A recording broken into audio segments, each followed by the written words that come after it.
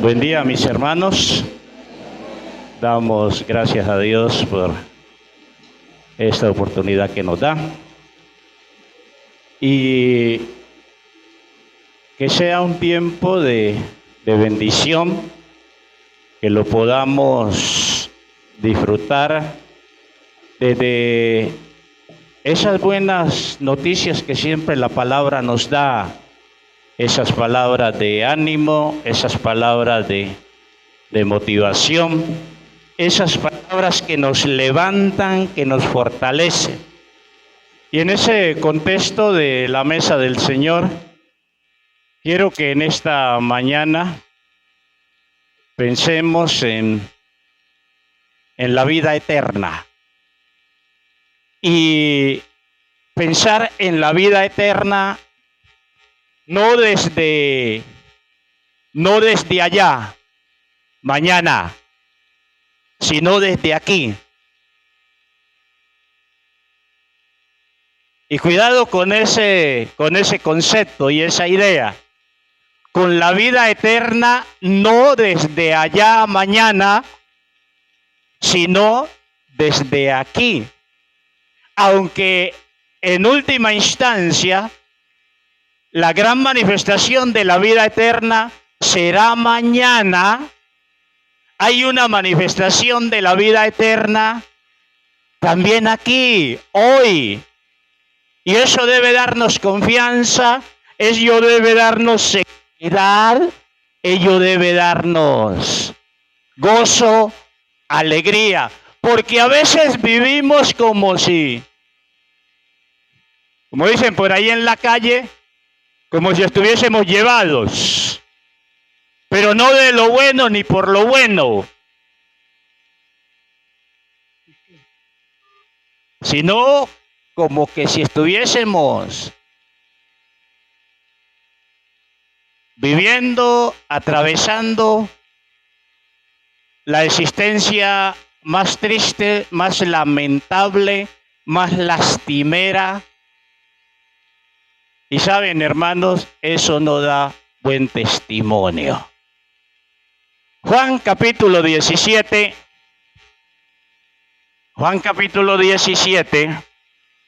que seguramente usted ha leído en algún momento. Hay unos cuantos versículos allí que quiero que leamos, pero solo quiero que nos centremos en uno de ellos. Juan capítulo 17, Evangelio según San Juan, capítulo 17. Y para tener un contexto completo del texto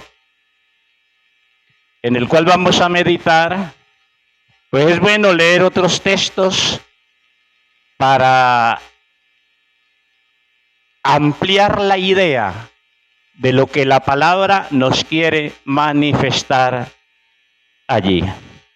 Juan capítulo 17 dice: estas cosas habló Jesús, y levantando los ojos al cielo, dijo: Padre, la hora ha llegado. Glorifica a tu Hijo, para que también tu Hijo te glorifique a ti.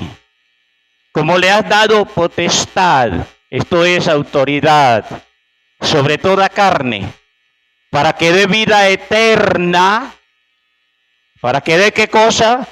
Vida eterna a todos los que le distes.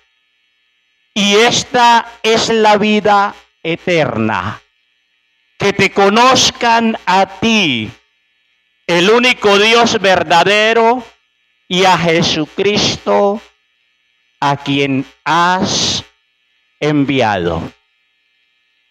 Y es bueno que después allí en tu soledad, individualidad, puedas seguir leyendo otros textos de este capítulo. Porque va a ampliar ese concepto y te va a dar elementos que te van a enriquecer. Cuando pensamos en la vida eterna, podríamos elaborar muchas definiciones. Yo quiero utilizar una definición bien sencilla y que nos aterrice aquí. La vida eterna es vivir con aquel que es eterno. La vida eterna es tener esa relación estrecha, es conocer al que es eterno, al que dio la vida.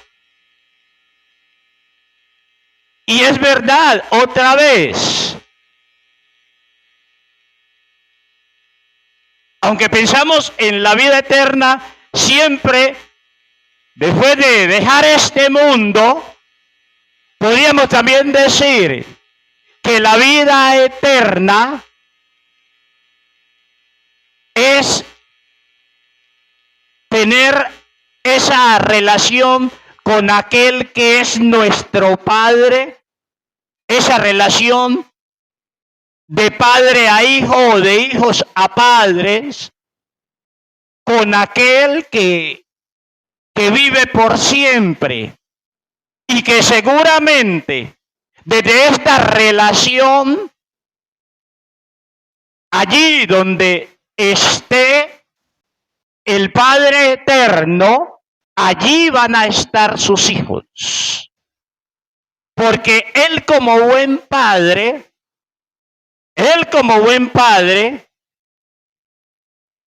aún desde esta tierra, desde ese momento de la conversión y desde ese hacernos su templo, su habitación, su morada, nos liga a Él desde esta tierra y no nos deja en ningún instante. Y doy esta definición más desde lo práctico que desde lo filosófico, para que nos metamos en el elemento a resaltar. Jesús ha dicho allí en ese verso 3, y esta es la vida eterna. Interesante que no dice, y esta será la vida eterna, sino que esta es. Que te conozcan a ti, al único Dios verdadero, y que lo conozcan a Él como el Dios eterno, el Dios todopoderoso, Dios que creó todo, ha enviado. Y no solo aquí en Juan, sino que en otros textos de la Escritura se va a hablar mucho de esa vida eterna. Ciertamente en algunos pasajes más allá de Juan van a hablar de esa plenitud de la vida eterna cuando dejemos este cuerpo y estemos con Dios. Pero aunque podemos decir que esa plenitud de la vida eterna se va a dar en ese momento, la vida eterna la comenzamos a experimentar y a vivenciar desde esta tierra. Y ahora vamos a sustentar esto. El problema es que a veces no racionalizamos, no meditamos a profundidad en nuestra experiencia de fe y en nuestra experiencia con Dios. Y desde allí nos veremos de grandes riquezas, de grandes privilegios, de grandes bendiciones. Pero decía, otros textos de la Escritura nos van a hablar también de la vida eterna. Y me gusta, entre muchos, el de Romanos capítulo 6. El apóstol Pablo, allí en la epístola a los Romanos, en el capítulo 6,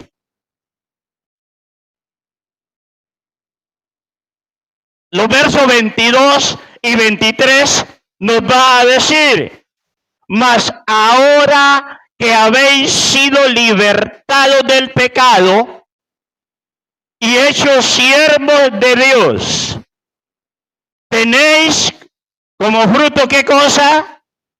La santificación y como fin, como destino final, la vida eterna.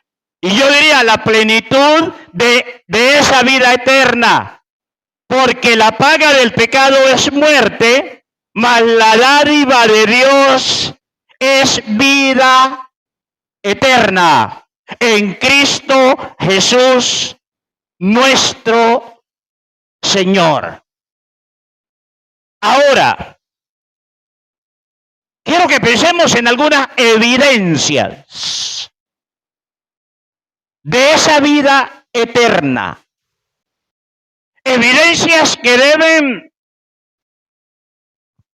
por un lado, si las vemos, si las podemos palpar desde nuestra experiencia con Dios, deben darnos seguridad, deben darnos confianza, deben afirmarnos y deben producir en nosotros una cantidad de elementos muy positivos para que ya no nos sintamos llevados por la vida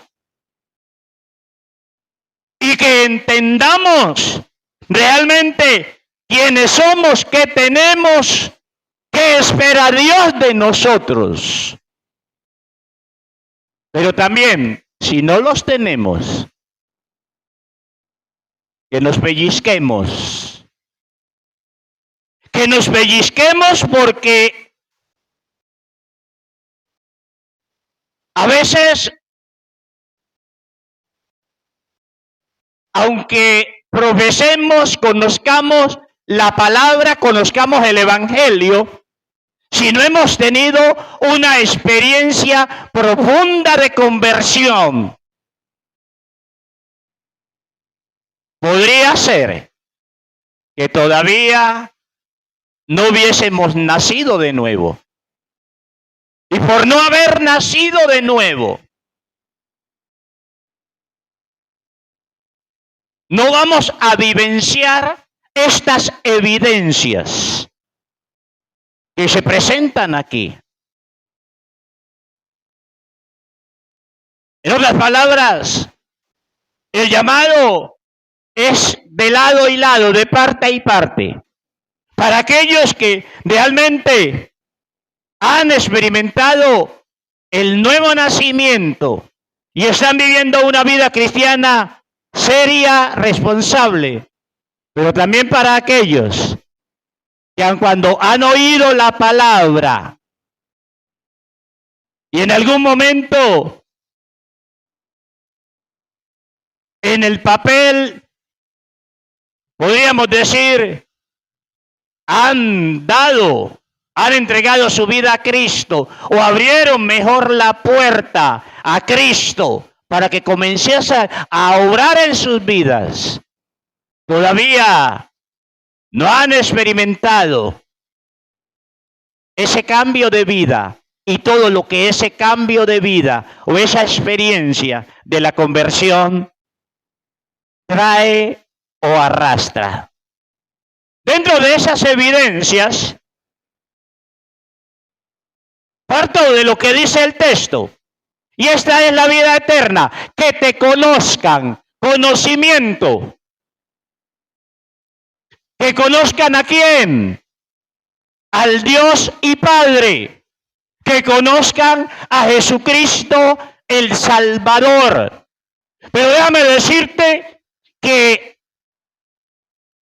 ese conocimiento del cual la palabra habla aquí no es un conocimiento teórico, no es un conocimiento académico, meramente académico o meramente intelectual. Cuando nosotros pensamos en el conocimiento entre personas, cuidado con esto, porque habría muchos tipos de conocimiento. Hay conocimiento teórico, hay conocimiento vivencial, hay conocimiento, ese mismo conocimiento vivencial que se puede llamar experiencial.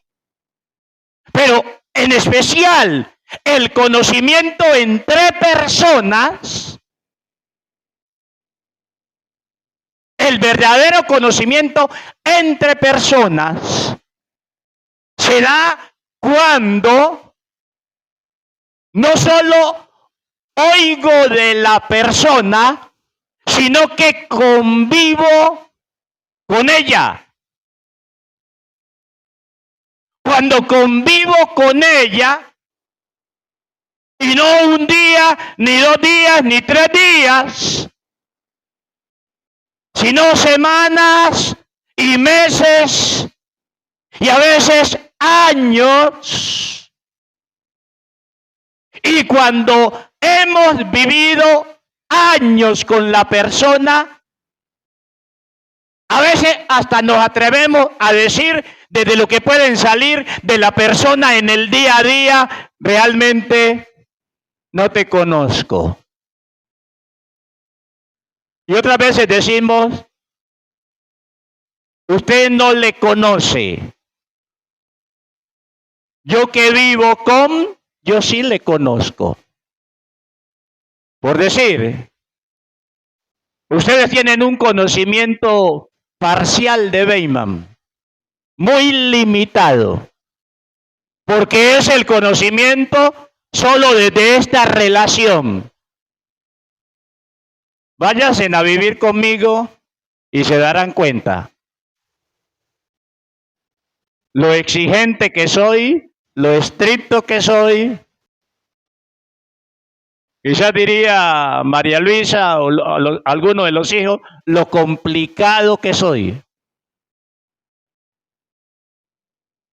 Porque no me gusta la mediocridad. No me gusta el desorden y otras realidades. No me gustan las cosas a medias. El conocimiento entre personas se da desde una convivencia, desde una relación. Dios es persona. Nosotros somos personas. Y si Dios es persona, tiene cualidades personales, mejor concepto para otros, porque a veces limitamos a Dios, lo colocamos al nivel nuestro y fallamos. No, Dios tiene cualidades personales, tiene intelecto, tiene voluntad, tiene emociones, y desde allí se habla de la personalidad de Dios. Pero obvio, Dios es muy diferente al hombre. Si esto es verdad, el conocimiento de Dios no es por oír una verdad acerca de Dios, algo que lees en la Biblia, algo que te comparte un maestro de la palabra. En ese sentido, tenemos que decir que el conocimiento de Dios es individual, es personal. Y no es porque alguien te dice, Dios es esto, Dios es lo otro. Job, al terminar el libro que lleva su nombre, cuando después de dar vueltas por el problema de su enfermedad y oír las posturas, las teorías, las especulaciones de sus amigos que lo culpaban de pecado, y Job se defendía como gato panza arriba, tratando de demostrar su inocencia, su perfección, su rectitud. Aparece Dios y entra en debate con Job y le lanza una de las más fuertes: cíñete los lomos porque te voy a preguntar y tú me vas a responder. Y termina Job diciendo: Señor, de oídas te había oído, pero ahora mis ojos te ven. Muchos de nosotros a veces tenemos un Dios solo de oídas, pero no lo hemos visto.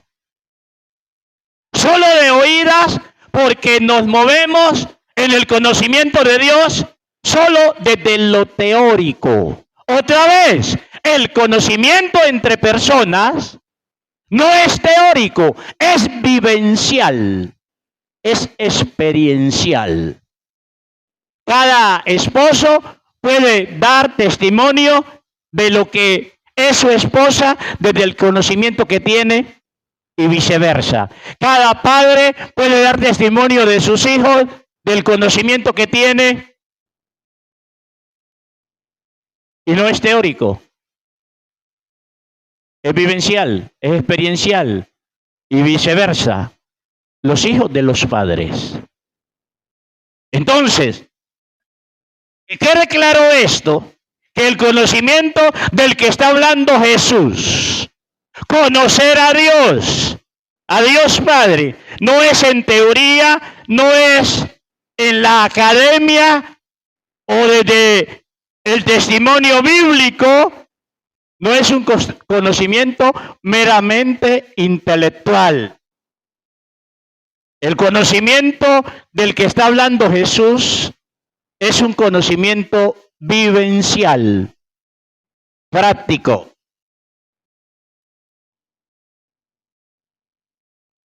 Experiencial. Y lo mismo el conocimiento de Cristo. Aunque Cristo estuvo en esta tierra y nosotros no tuvimos el privilegio, la bendición de cruzarnos con Él, cuerpo a cuerpo. Y aunque tenemos el testimonio escritural, con Cristo también se demanda, se exige un conocimiento experiencial. Conocimiento experiencial que no importando de qué manera Él se manifestó en ti, en la experiencia de conversión. Si realmente hubo esa experiencia y fuiste cambiado, comenzaste a ser cambiado, comenzaste a ser transformado, comenzaste a ser una persona diferente a la que hasta allí eras. Puedes decir, algo sucedió en mí, alguien me cambió, y obvio, si te hablaron de Cristo y le dijiste, ven Jesús, cámbiame, transfórmame, seguramente, y sin lugar a dudas, fue Él quien vino, aun cuando no lo vistes con estos ojos físicos, naturales, pero sabes que algo bueno sucedió en ti. Y cuidado, iglesia, cuidado, hermano. Ese es solo el punto de partida. Ese es solo el punto de partida para ese conocimiento de Cristo. Y puedes decir, me cambió, me salvó desde las promesas que te da. Pero resulta que la vida cristiana apenas comenzó allí. Y en todo ese transcurrir de la vida cristiana, de allí en adelante, desde el momento de la conversión, es un continuo, ojo con esto, debe ser un continuo andar ¿con quién? Andar con Cristo, y en ese andar con Él, vivir con Él, le voy a conocer y Él también me va a conocer a mí. Ahora, hay un punto muy especial en esto, y es que Dios nos determina para hacer su templo, para hacer su habitación. ¿Para qué? ¿Para qué? ¿Cuál sería alguna de las razones por la cual Dios nos determina para hacer su templo, para hacer su morada, para hacer su habitación? ¿Para qué?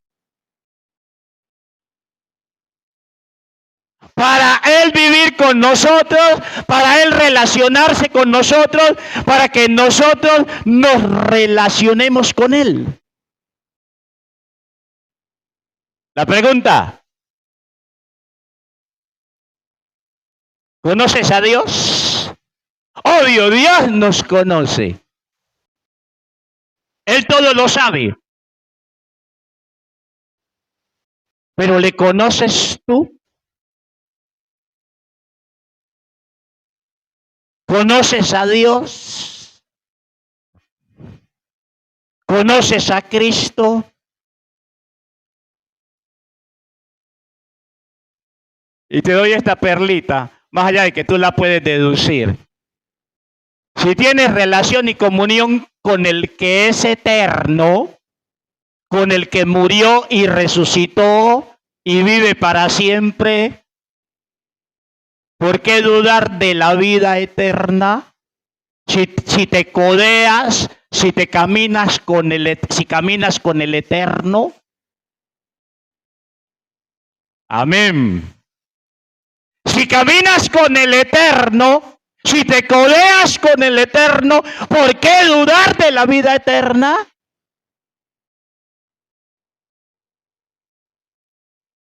Muchos le tienen terror a la muerte, pero terror.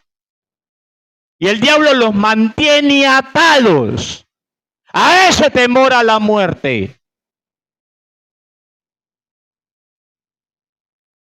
Y resulta que nosotros no morimos. Solo somos sacados de este cuerpo. Nosotros no morimos. Porque nuestro espíritu, que se ha unido al Espíritu de Dios, es eterno. Y es tan especial que el Nuevo Testamento, después de la resurrección de Cristo, no habla del cristiano como alguien que muere, sino como alguien que duerme. Y a veces vivimos con el terror y decimos que este mundo es malo, que yo no sé qué, pero le tenemos terror a la muerte y no queremos ser sacados de este cuerpo para estar con Dios. En fin, ¿qué? ¿Bueno o malo? ¿Dulce, simple, amargo? En fin, ¿qué? Hermana Ori. En fin, ¿en qué estamos, hermanos? Y vivimos una vida triste, sin ánimos, sin motivación, sin esperanza. Cuidado, cuidado, iglesia.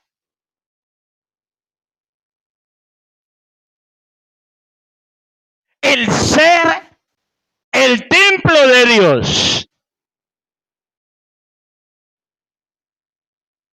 y hacer que el Dios eterno habite en nosotros o tenga comunión con nuestro espíritu.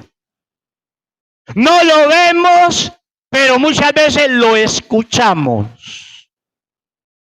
No lo vemos, pero experimentamos su obrar. No lo vemos, pero el que tiene conocimientos perfectos nos revela cosas antes de que sucedan. Nos muestra cosas antes de que sucedan. No lo vemos, sentimos su compañía, su presencia, su obrar. Aunque no lo vemos. Pero cuando a Él le place revelarse, Él se deja ver, Él se muestra.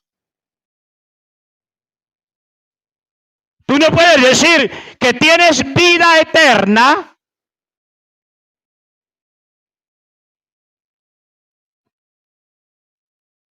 si no conoces a Dios,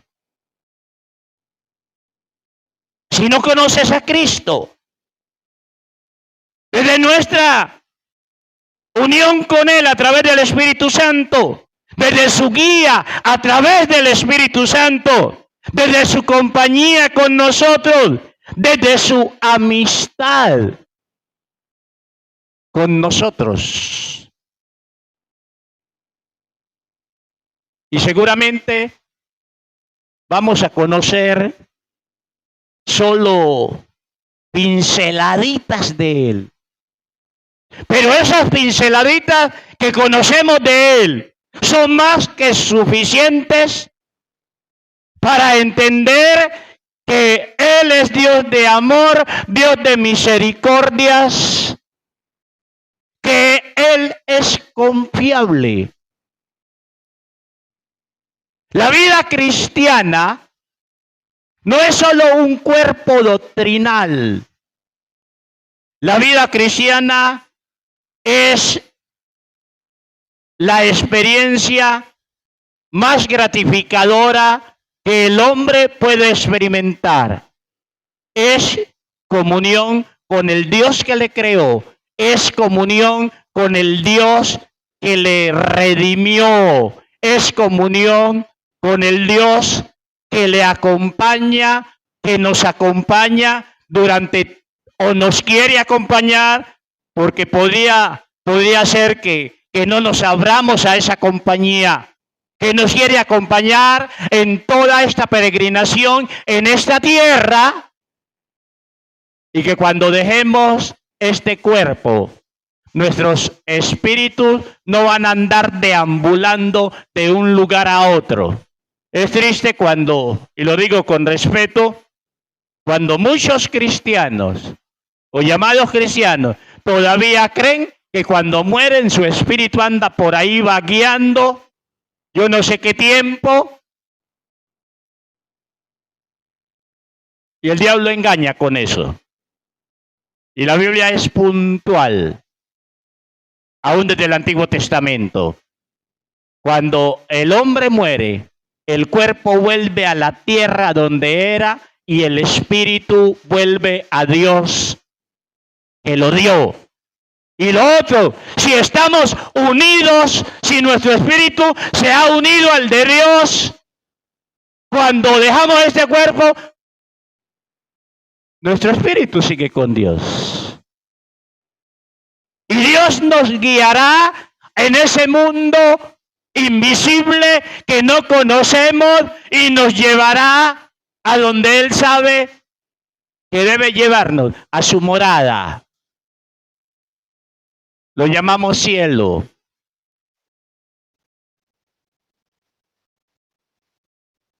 Otra vez, la vida cristiana tiene una doctrina, pero esa doctrina no es solo para tenerla en la cabeza, esa doctrina es para ponerla en práctica, es para vivenciarla. Y de ese vivenciar esa doctrina y en especial esos elementos que tienen que ver con el Dios vivo. Jesús dijo, no les dejaré huérfanos, yo me voy, pero ustedes no van a quedar solos. Les daré otro consolador.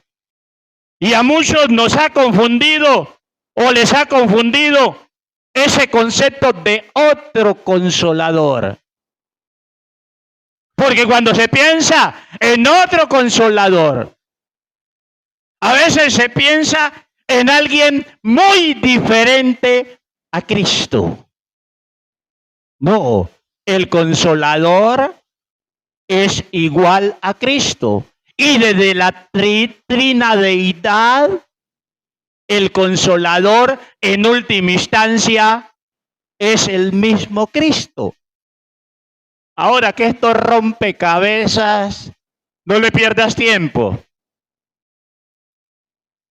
Porque en la deidad siempre debe haber misterio. Para que un Dios sea Dios, la criatura no lo puede conocer a plenitud en esta carne. Y eso lo dice aún creo que Eclesiastés, que gloria de Dios es encubrir algunas cosas. Solo te pido que tengas cuidado, no los separes tanto. No separes a la trina deidad, no lo separes tanto al punto de que cada uno ande por su lado y haciendo lo que quiere. Ni los unas tanto al punto de hacer un puré con los tres donde no se diferencie ninguno de ellos. Cuidado en ello. Pero el Consolador, el Espíritu Santo, glorifica a Cristo y muestra a Cristo. ¿Saben? Allí debemos tener un cuidado y nosotros que nos estamos abriendo al Espíritu Santo. El Espíritu Santo no anula a Cristo. Hay congregaciones donde su énfasis es solo el Espíritu Santo y Cristo no aparece ya por ningún lado. El Espíritu Santo muestra a Cristo, lo hace más real. El Espíritu Santo hace a Cristo más real. Y es allí donde debemos tener equilibrio en nuestro pensamiento para no terminar en herejías. Y si el Espíritu Santo, el Consolador, aún ese término consolador a mí personalmente no me llena, no me satisface. Algunos saben que no me satisface. Y no porque la Biblia no satisfaga, sino por problemas del idioma. Porque cuando hablamos de consolador, bueno, al menos yo cuando pienso en consolador y en consolación, pienso en un momento de tristeza. Y hay versiones bíblicas que ni traducen ese término paráclitos o paracletos, donde se toma el término consolador, ni lo traducen por lo difícil y el problema que puede generar. En mis búsquedas, en el estudio de la Biblia, hay un término que me ha convencido y algunas versiones también lo usan: el ayudador. Él es el ayudador en cualquier circunstancia. Lo que dijo Jesús fue: no los dejaré huérfanos, ustedes no quedarán solos, les enviaré un ayudador, pero no era un ayudador diferente a él, era un ayudador igual a él. en el mismo nivel de gloria, en el mismo nivel de deidad, en el mismo nivel de suficiencia, en poder. En otras palabras, desde la trina deidad, el Espíritu Santo, pero también desde la trina deidad, el mismo Cristo en espíritu, ya no en cuerpo. Y el Nuevo Testamento, cuando leas el Nuevo Testamento, si coges una concordancia bíblica, por muy breve que sea, si miras textos desde el Espíritu Santo, algunos te van a decir que el Espíritu es el Señor. ¿Y quién es el Señor en el Nuevo Testamento? Cristo. Y Pablo en Corintios va a decir, porque el Espíritu es el Señor, y allí donde está el Espíritu hay libertad. Misterios. Misterios que desde nuestra humanidad, por más que le busquemos, tenemos que agachar la cabeza. Pero termino con esto. Desde esa comunión con el Espíritu, y más desde esa comunión, desde esa unión con del Espíritu Santo con nuestro espíritu, ya estamos en la esfera de lo eterno. Entramos en la esfera de lo eterno, y porque entramos en la esfera de lo eterno, se van a dar cosas como cosas que ojo no vio, cosas que oído no oyó.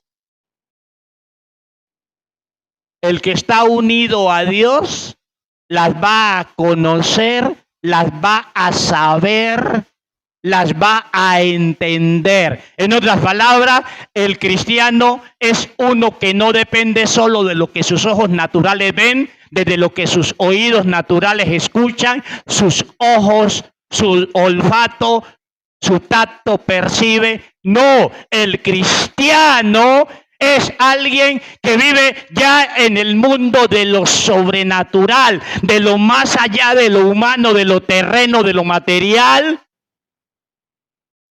Y yo podría decir, el cristiano es uno que debe vivir en la esfera, o es uno que vive ya en la esfera de lo eterno. En la esfera de lo eterno. Y si vivimos en la esfera de lo sobrenatural, debemos vivir en la esfera de lo sobrenatural y de lo eterno. Nuestra vida tiene que ser diferente. Nuestra vida tiene que ser distinta. El fin del discurso es, si de Dios solo sabes cosas que te han dicho de Dios, pero tú no le has conocido, no le conoces, pellízcate, porque a la hora de dejar este cuerpo, de partir de esta tierra, vas a tener problemas y vas a dudar, y el diablo te va a atacar. Algunos que se llaman cristianos a veces se ponen a pensar o viven mejor atados y estancados. ¿Y si el cielo no existe? ¿Y si después de muerto, como predican los naturalistas, el cuerpo se desintegra y ahí termina todo? ¿Sabe? El que conoce a Dios y vive en ese ambiente de lo sobrenatural y de lo eterno, no solo es consciente de esa realidad, sino que, como el apóstol Pablo, en algún momento va a anhelar dejar el mundo y estar con Dios y poder disfrutar de toda la bendición que hay en él. Tengamos presente entonces que el conocimiento del que se habla aquí en Juan 17:3 es un conocimiento vivencial, experiencial, donde el sujeto que tiene el conocimiento ha tenido un contacto directo con aquello que dice conocer. Y en el ámbito personal, recordar que el conocimiento entre personas es producto de una cercanía, de un compañerismo, de una intimidad, de una amistad. Y aún a veces ni en pareja, dependiendo del nivel de compañerismo e intimidad y confianza, a veces ni se conoce al otro. Porque cuántas veces, aún a nivel de pareja, si la esposa dice, tengo miedo, le dice al esposo, tengo miedo, lo que recibe es un regaño. ¿Y usted por qué tiene miedo? Usted es una floja. O viceversa. A veces el esposo no puede decir, me da temor esto. Y también es un problema. Solo para decir que a veces ni en pareja, con muchos años de vida, porque no hay confianza, porque no hay intimidad, uno de los dos no se puede abrir en áreas donde quizás tiene problemas, dificultades, aún anhelando compartirlas con alguien, no las puede compartir. Este conocimiento de Dios es por relacionarnos con Él, por intimar con Él. Y esto se relaciona también con algo que creo que mencioné hace 8 días, y es cuando Jesús dice a sus discípulos, ya no les llamaré más siervos, les llamaré amigos. Y cuidado, no lo tomen a la ligera. ¿Saben por qué ya no le iba a llamar más siervos? Porque se habían graduado como siervos. Para que ninguno vaya a coger esto a la carrera y decir, ah, no, yo soy amigo cuando ni siervo soy, o soy un mal siervo. Se habían graduado como siervos, ¿de qué manera? Le habían obedecido en lo que les había mandado, en lo que les había ordenado, y porque se habían graduado como siervos. Y eso sucede hasta en lo natural. El empleado, empleada, es tan fiel que se convierte en amigo del jefe. ¿No fue lo que le pasó a José?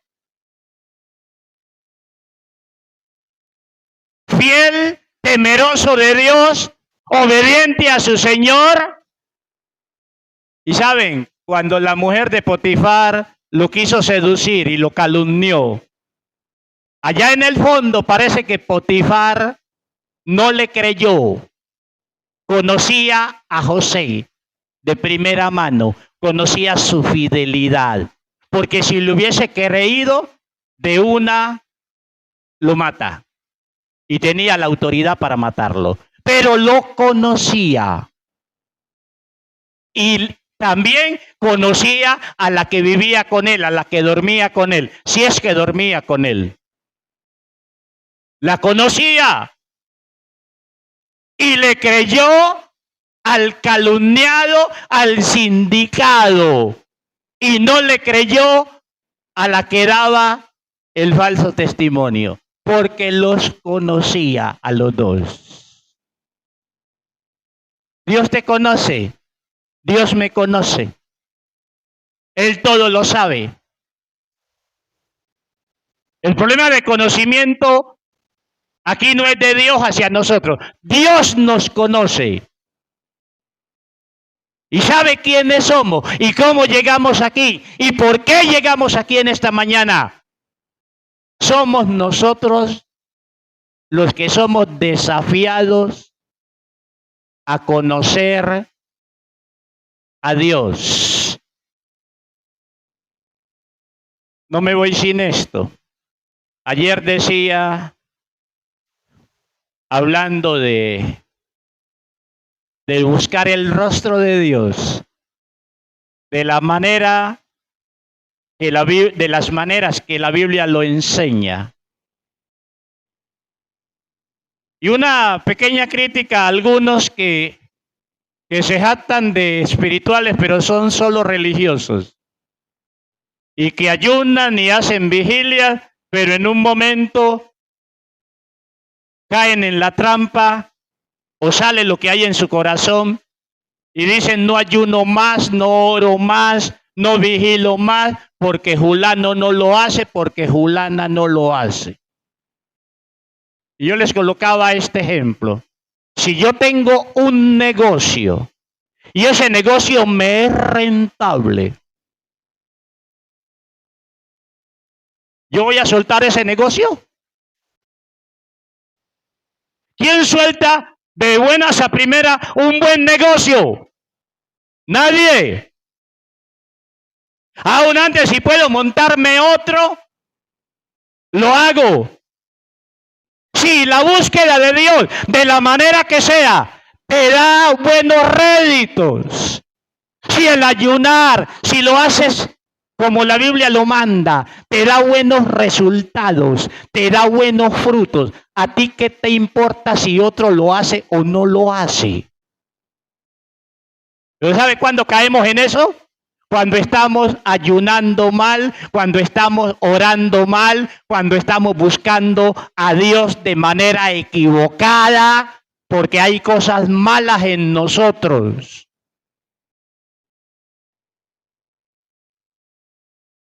Porque si yo busco a Dios y encuentro su rostro y me encuentro con Él, ¿será que yo voy a tirar esa experiencia por la borda?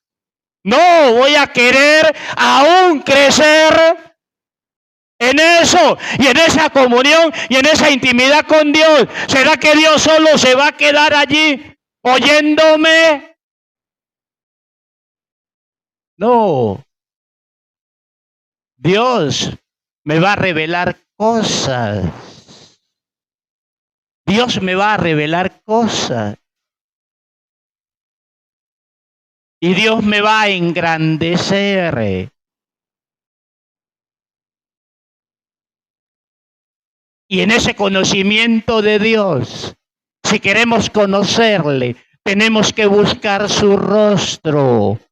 Esa teoría que sabemos, hermanos, por años, hay que digerirla, hay que masticarla, hay que comerla, que baje a nuestro ser y que nos encontremos cara a cara con el Dios vivo. Y cuando eso se dé, nuestra vida cristiana será transparente. O nuestra vida será transparente, nuestra vida cristiana será genuina, porque no me podré presentar a Dios de cualquier manera. Porque a veces decimos que presentarnos a Dios, buscar el rostro de Dios, enojados, con resentimientos, con envidias, con cosas en nuestra vida que Dios no tolera. Esas son falsas búsquedas. Esa es, desde Dios, es una falsa espiritualidad. Y allí no conseguimos nada. Que Dios nos dé sabiduría, que Dios nos dé entendimiento, que el Espíritu Santo nos despierte a esa vivencia en Dios, a caminar pegado de Él, a vivir en intimidad, en compañerismo con Él, sabiendo que un día compareceremos delante de Él. Tendremos que dar cuentas de todo, del don que nos dio y enterramos por puro capricho, de la tarea que nos encomendó y la soltamos por correrle a otras cosas. Y yo tiemblo y me asusto un poquito de las cosas en que como pastor he fallado, porque sé que un día tendré que dar cuenta a Dios y tendré que comparecer delante de Él. Desde la salvación tengo confianza, pero desde la recompensa y el reproche lo pienso, aun cuando una vez lo pienso, aun cuando una vez lo pienso, aun cuando dos veces lo pienso. ¿Qué reproche tendré de Dios? Cierra tus ojos y tomemos decisiones radicales, hermanos. Dejemos tanta religiosidad, dejemos de jugar a la religión.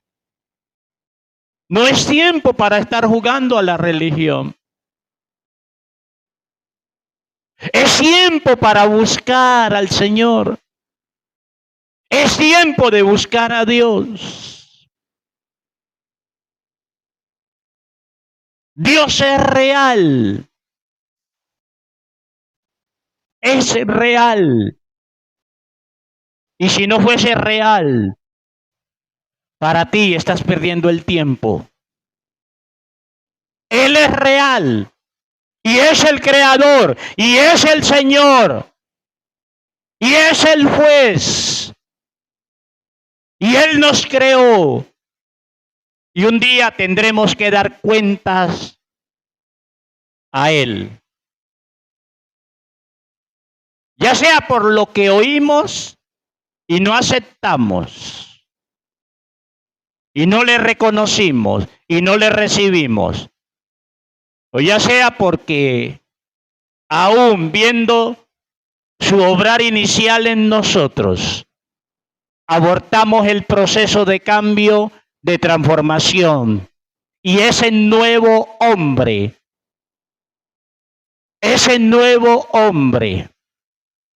que Él comenzó a levantar en la conversión, se quedó a medias por negligencia, por descuido, por falta de agallas en lo espiritual.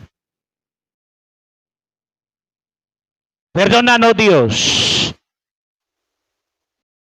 Perdónanos por ser tan escasos en las cosas tuyas. Perdónanos. Quita la ceguera que hay en nosotros, Dios, en tu gracia, en tu misericordia. Perdónanos cuando hemos dejado tu norma, tu regla, tu mandamiento. Y hemos corrido tras otras cosas, tras nuestras propias normas.